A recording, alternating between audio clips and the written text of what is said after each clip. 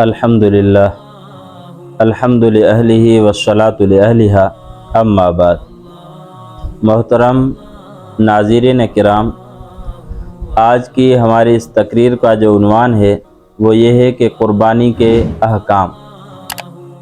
قربانی کے احکام کے بارے میں بہت بڑی تفصیل ہے، چند احکام آپ حضرات کے سامنے عرض کرتا ہوں۔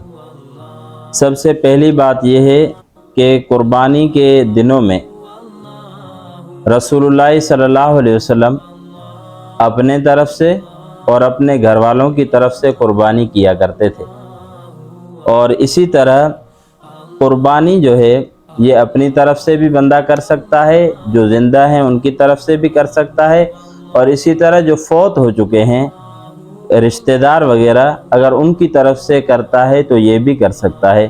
مثال کے طور پہ کچھ لوگ اپنی طرف سے بھی کرتے ہیں، بیوی فوت ہو گئی ہے اس کی طرف سے بھی کرتے ہیں، اور کچھ لوگ رسول اللہ صلی اللہ علیہ وسلم کی طرف سے کرتے ہیں، اور کچھ لوگ اماں عائشہ یا اماں خدیجہ کی طرف سے کرتے ہیں، کچھ لوگ اماں فاطمہ رضی اللہ تعالی عنہا کی طرف سے قربانی کرتے ہیں۔ تو اس طرح یہ قربانی کرنا جائز ہے اور بندہ کر سکتا ہے۔ اسی طرح دوسری بات یہ ہے کہ قربانی کے دنوں میں بلند آواز میں تکبیریں کہنی چاہیے، جن کو تکبیرات تشریق کہتے ہیں۔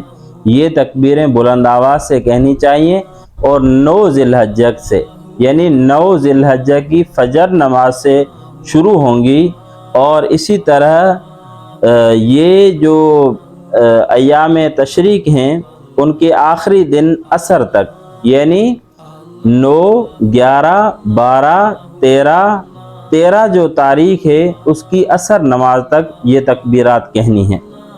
اور اسی طرح قربانی جو ہے یہ نماز عید کے بعد ہوگی، نماز عید سے پہلے قربانی نہیں ہوگی۔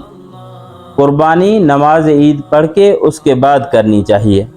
اور اسی طرح قربانی والے دن خوشبو لگانی چاہیے، غسل کرنا چاہیے، اچھا لباس پہننا چاہیے، اور اسی طرح یہ تمام چیزیں کرنی چاہیے، لیکن ان میں اسراف نہ کرنا چاہیے۔ اور اسی طرح عید کے دن کھیل کرنا، تماشے کرنا اور بیہودہ محفلیں لگانا، ان چیزوں سے پرہیز کرنا چاہیے۔ اور اسی طرح ان قربانی کے دنوں میں بندے کو چاہیے کہ جو اپنے زائد بال ہیں وہ بھی نہ کاٹے، جو یہ 10 دن ہیں ان میں، اور اسی طرح ناخنوں کو بھی نہ کاٹنا چاہیے، کیونکہ ایک روایت ہے حضرت اماں ام سلمہ رضی اللہ تعالیٰ عنہ سے۔ اماں ام سلمہ رضی اللہ تعالیٰ عنہ فرماتی ہیں کہ رسول اللہ صلی اللہ علیہ وسلم نے فرمایا کہ جب عشرہ ذی الحجہ شروع ہو جائے اور کوئی قربانی کا ارادہ کر لے، یعنی جس کو قربانی کرنی ہے وہ جو قربانی کا ارادہ کر لے، تو اس کو چاہیے کہ وہ اپنے بال اور ناخن نہ کاٹے۔